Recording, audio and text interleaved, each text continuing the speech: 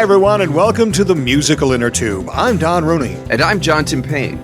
You know, Don's had quite a career in radio and television, where he's been an air personality, a news anchor, even a TV weatherman. And John has been a college professor. He's written several books, and he's been an editor and features writer at the Philadelphia Inquirer newspaper. We first teamed up for a radio show in college.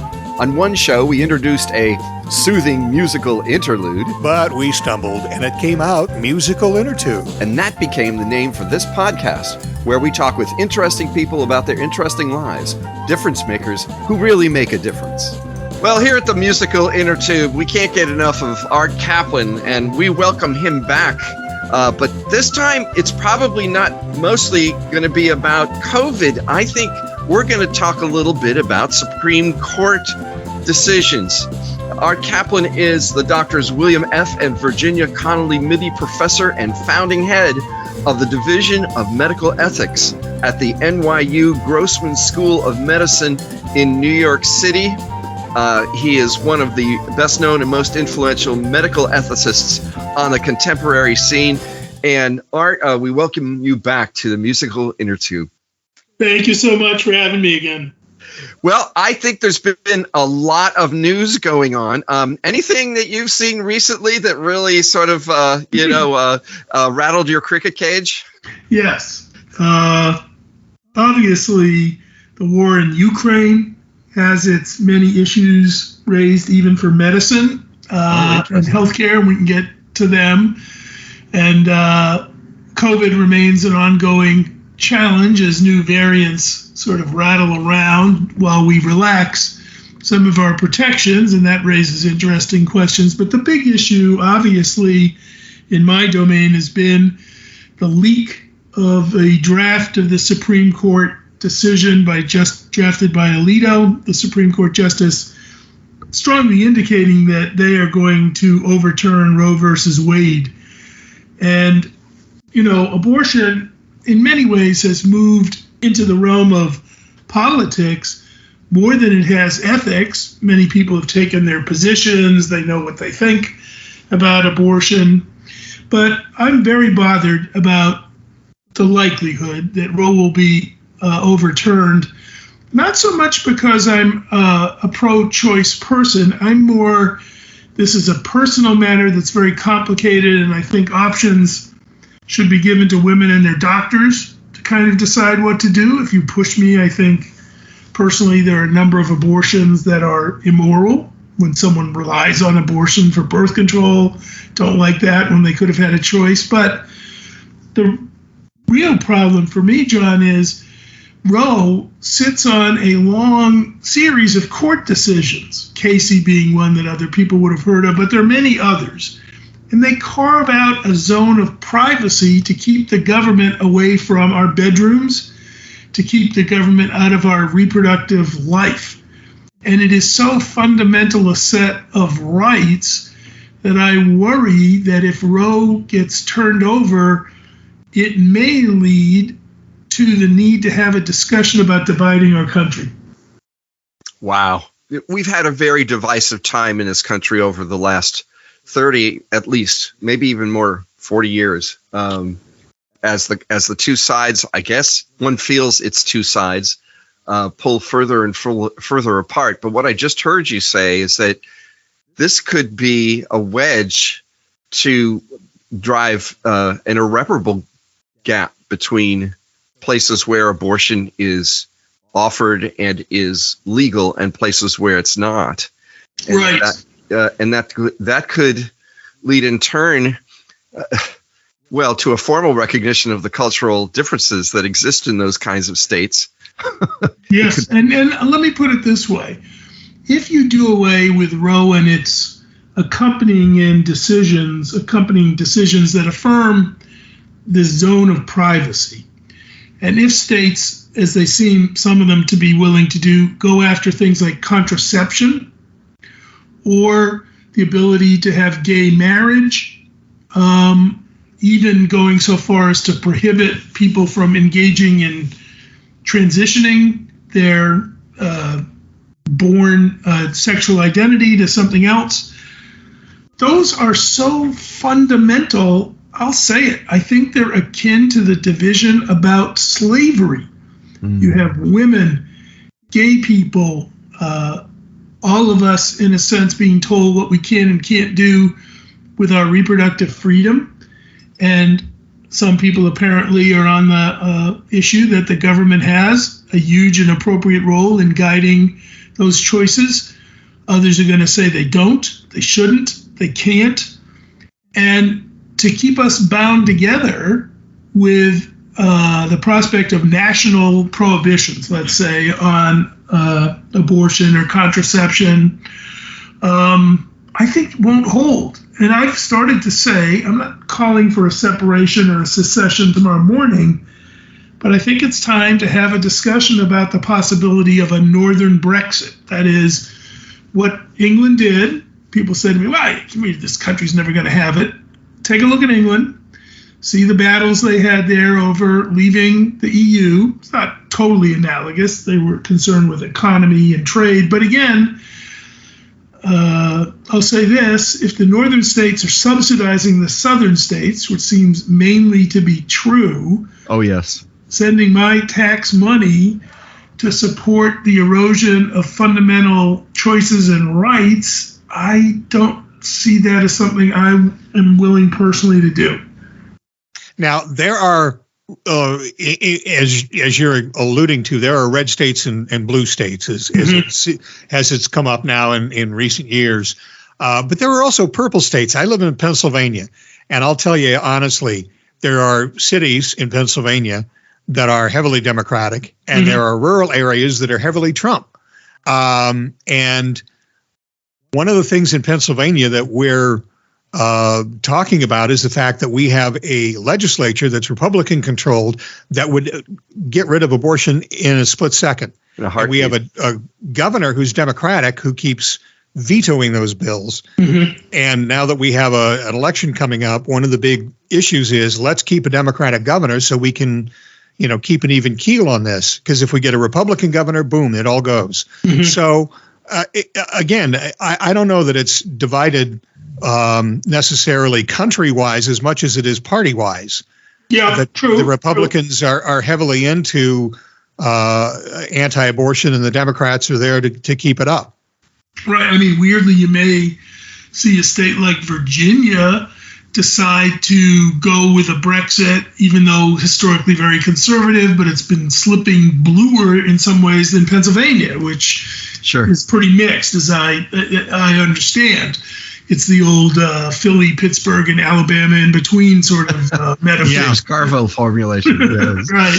So, and I get that. In Ohio, a traditionally northern state, as we associate with the Civil Wars, clearly, just like Pennsylvania, would go that direction. Other places like Minnesota, probably not. So I don't know how it would all sort out. I don't have a plan about what to do with people in states who are more liberal, but in a sense trapped inside conservative or Trumpist majorities. People have said to me when they've heard me start to talk about this, "You're going to abandon me? I'm in Miami. It's pretty liberal. You're going to leave me to Ron DeSantis?" And, that. On the other hand, John used the word cultural values, and I'm going to use the word moral values. If the moral values don't bind us together, then why are we trying to do a tap dance to pretend like, well, okay, if the Trumpists take over again, either him or one of his acolytes like DeSantis as president, and they pass a national law to prohibit abortion, what is it that glues us together? Is it economic? Is it defense? Because I think if we're not glued together by common values, that's trouble. And that's what slavery was, to give us an exact analogy. And there were pro-slavers in New York City, and, Maryland couldn't figure out what the heck it was going to do. It was divided in those border states. So I don't know. I don't have an answer to that. Let's talk also, if we can, about the moral question here. As I hear it, and it's becoming more apparent with this Supreme Court leak, the anti-abortion people say it's murder. End of story. Mm-hmm. Whereas the pro-choice. And by the way, in all cases, rape, incest, failed contraception, birth defect, you name it. It is the murder of a baby.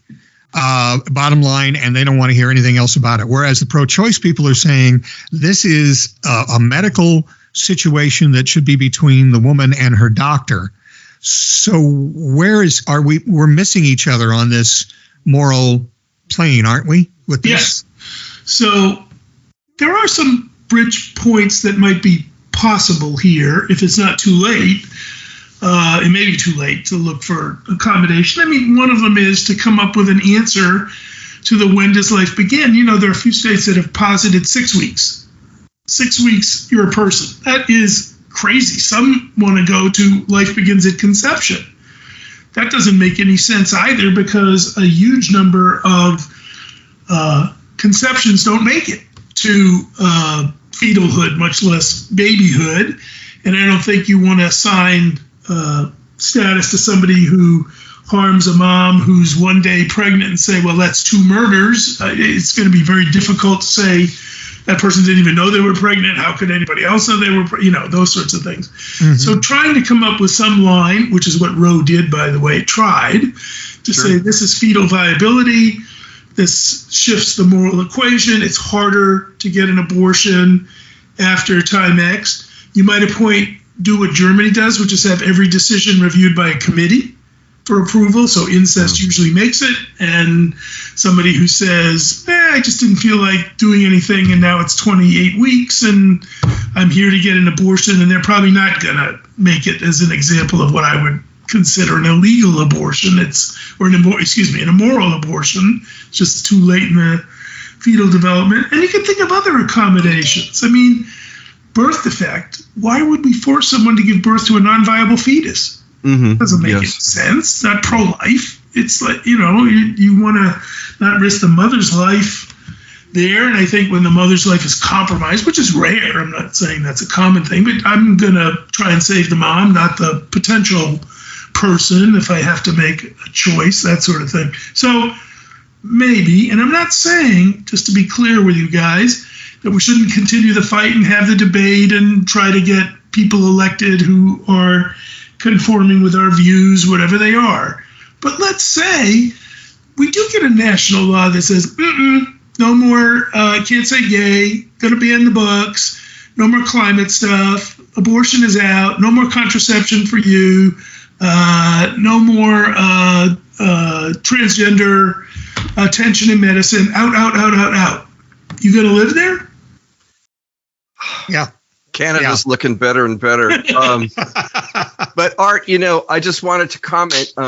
You started your remarks today by saying something you're not supposed to say, which is that some abortions are better than others. And I say you're not supposed to say that because, first of all, it's one of those things that everybody knows.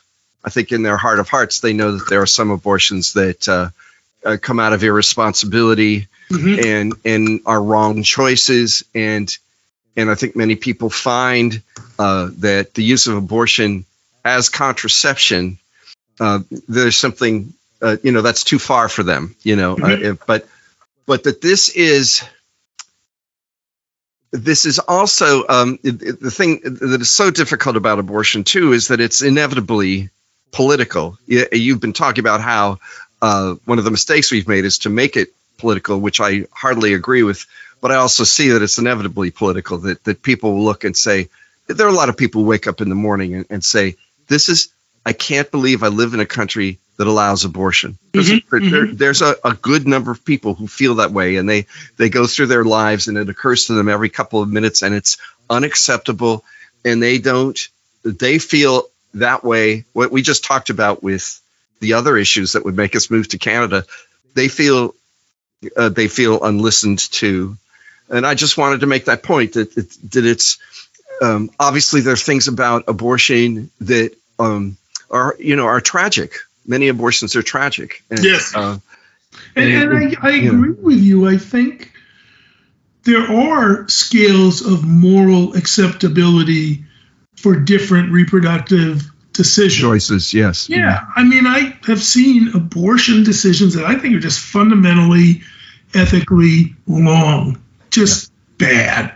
On the other hand, I've seen them where I think, yep, that makes sense to me. I kind of wind up not trying to defend abortion decisions, but I kind of wind up saying either it's got to be private and you work it out with your friends, family, partner, religious leader, doctor, you got to make your moral choices, and I want that atmosphere to prevail. And I don't care if people try to educate folks to say, don't make that choice, or it's the wrong choice, or it's well, that's perfectly fine. Yeah, that's perfect. That's not even what anybody's talking about, Yeah, but to go and say the choice is off the table in all instances, and then the way we're going to do that is to undermine the whole idea of reproductive privacy, which is why I keep coming to contraception or, decisions about what you do in the bedroom. Hey, by the way, if you take Roe away, just to think about this, these days we're worried about making sure that people who are pregnant have their babies. It isn't a big jump ahead to a world in which government says, you're going to have a kid with a disability. We don't think that's acceptable. You shouldn't reproduce because it costs us too much money.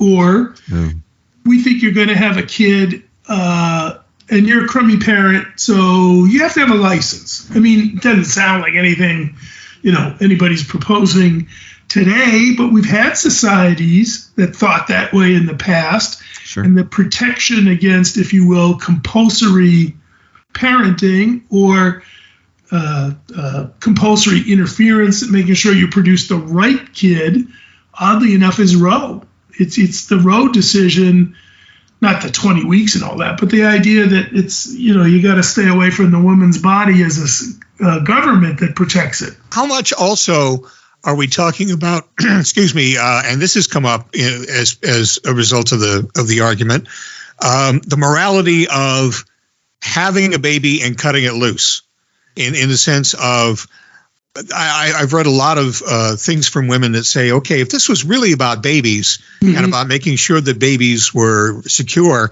then after they were born, there'd be free child care, maternity leave, there would be pre-K, schooling, education for them.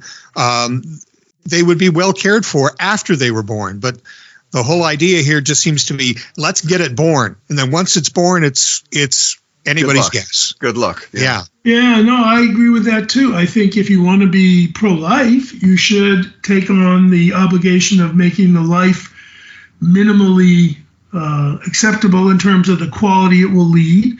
You've got to make adoption much easier. It's too expensive. A lot of people couldn't afford to it.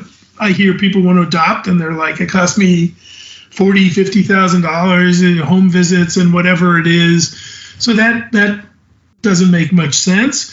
You're in a situation too where they don't get post-birth care to the mom or the baby. We don't teach anybody how to breastfeed. We know the litany here. And a responsible pro-life position is to not say that life ends at birth.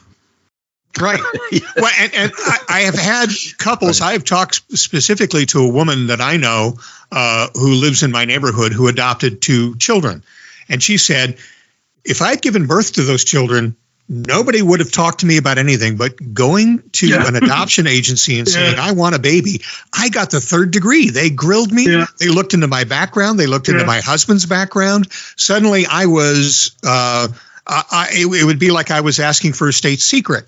Whereas if I'd had the baby on my own, nobody would have talked to me about anything. Yeah, well, that's kind of what I'm warning about as a potential future danger, not anytime soon, where the state says, before you do have a baby, you got to come down and get a license, and we're going to investigate your home life, and we'll check your genetics, and we'll see if you're fit to parent.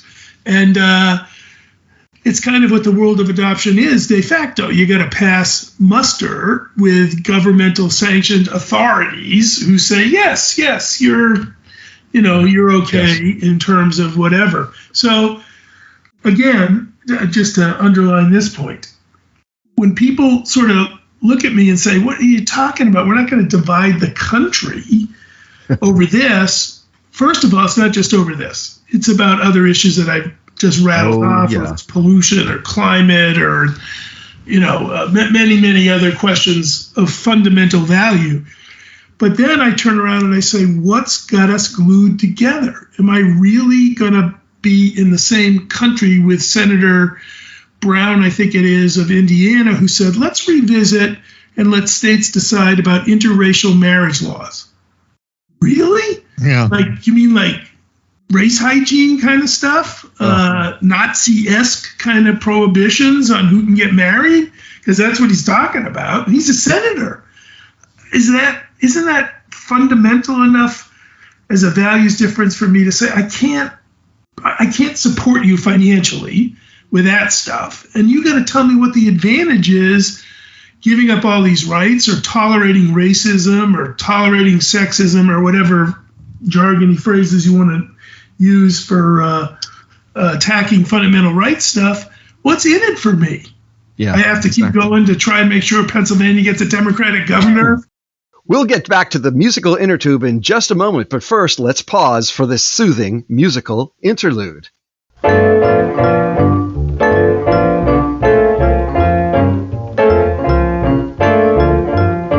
Art Caplan is the Mitty Professor and founding head of the Division of Medical Ethics at the NYU Grossman School of Medicine in New York City. Before that, Art was the Caplan Professor of Bioethics at the University of Pennsylvania Perelman School of Medicine in Philadelphia, where he created the Center for Bioethics and the Department of Medical Ethics. Art is the author of 35 books and 800 papers in peer-reviewed journals.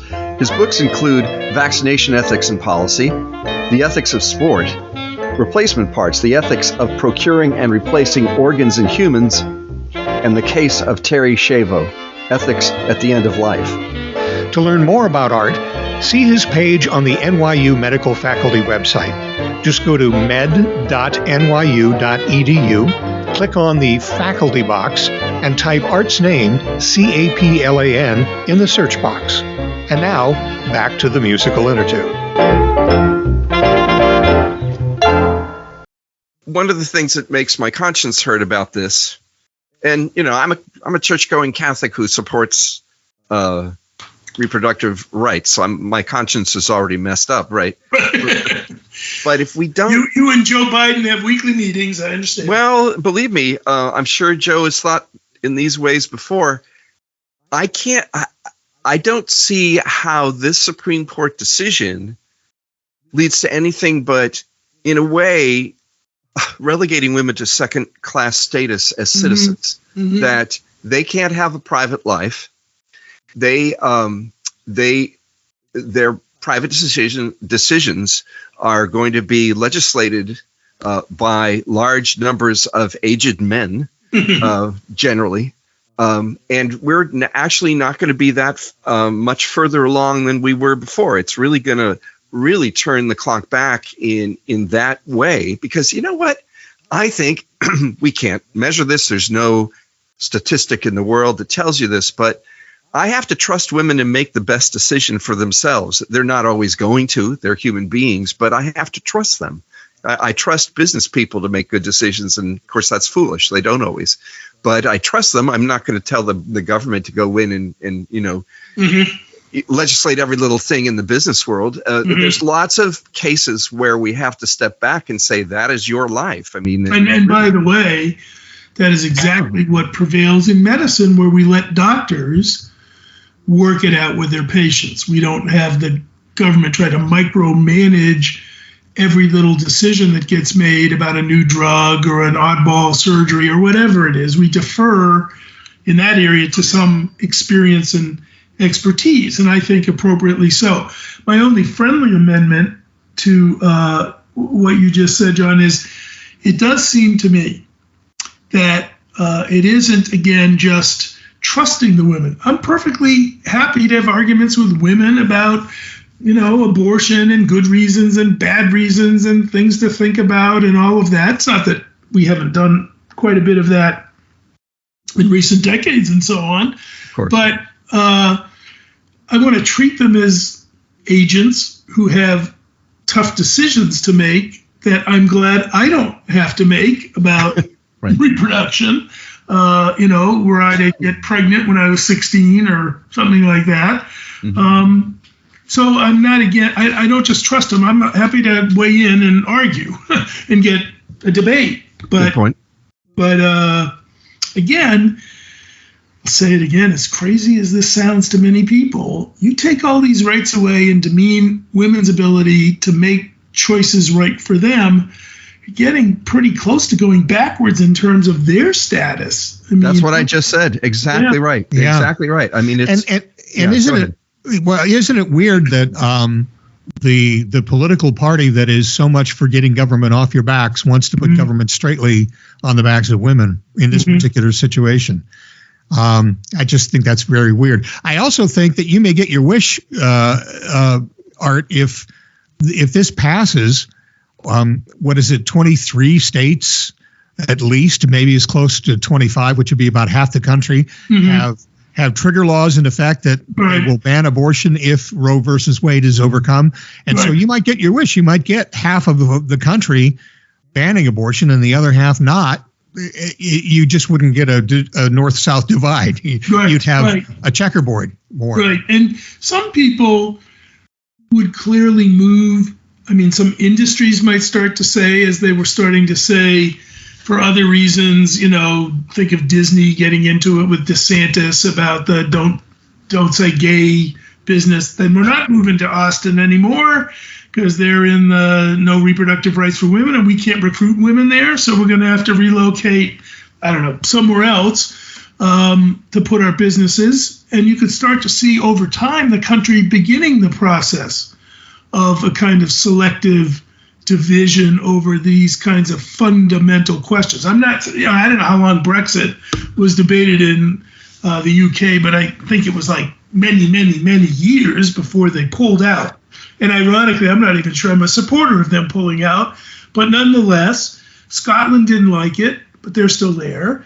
Northern Ireland can't figure out what the heck to do because they're out, but they kind of want to be in. Yeah. And, it's a mess. It's not easy. I get it. But I'm just saying, if you're going to do it, you want to have this discussion going on the side. Somebody else said to me, isn't that an implicit threat, what you're talking about, to going too far? Yeah, sure. You bet. And there are people in England now who regret Brexit. Yes. Haven't there been polls that said that there are people who voted for it that would not go along with it today? Yeah. If what you say is true, really, this mechanism, which is going towards some kind of split in the country, it's been underway for a long time, for more than a generation. And this is just one of the high points of it, one of the points where it becomes most visible. Agree. It's not like it's a news announcement. It's just the side that was sort of in check or losing has now gotten empowered enough in some parts of the country to become in the majority or winning. And Trump ran on I keep seeing these stories. We were shocked that these Supreme Court justices, when they were being considered, didn't tell us the truth about their opinion. I think Donald Trump said, I'm not appointing anybody who likes Roe, so, make your inferences, friends, but that's how it's going to go, and you voted for me, and that's who I'm putting in there. I don't think, however, this area of taking away women's rights, of taking away reproductive rights, has majority support in the country. It's still a minority position, potentially something that gets imposed on the whole country. If you looked at total votes or where people really are, if we had a national referendum on abortion, I don't think it would wind up where the Supreme Court is. And how much would you tie this into something like prohibition, where we tried to do very much the same thing with alcohol back in the 20s, and it eventually just ran its course and got reversed? Well, I do think it will run its course and get reversed, but it's going to come over a long period of time like prohibition did. And let me be clear, and I think both of you, Don and John, both have heard me on this. I am not the world's wildest supporter of abortion. Sure. If somebody decides to go ahead and have a baby under tough circumstances, I think that's great. I get why people don't like killing fetuses or terminating pregnancies. I understand it. I'm not ignoring the moral power of many of those arguments in many situations, but it still seems to me if we're going to wait this one out, it's going to be 20 years of a politics that's going to drive us crazy. I mean, it's even more intense than prohibition. Not everybody drank, not everybody cared. It's sort of you don't have to do it if you don't want to do it. You could do homebrew stuff up in Appalachia if you felt like it. There are ways to skirt around this thing, but homebrew abortion is that's bad, and you're going to see a lot of horrid deaths of women and different. Well, it would have been nice to get to the war in Ukraine and also to COVID, which we now have a new variant, which is really infectious, and all sorts of people are getting sick. And it would have been nice to get to those today, Art, but we're going to have to save all that great stuff for later. This has been as bracing a discussion about the future of the country and of the abortion issues we could have wished. We want to thank you for coming on to the Musical Innertube once again. Well, thanks for tolerating my John Brown moment. Yeah, we heard Art on another venue losing it a little bit. We said, "Oh, let's get him on our show." And let me end on one last question for you, Art, and that is, are you optimistic that we'll be able to weather this? 60-40, yes. But 40 is not small. No. Well, thank you, Art. Thanks for having me. Thank you for listening to the Musical Innertube. You can get in touch with us by email. We're at musicalinnertube, all one word, @gmail.com. You can also follow us on Twitter.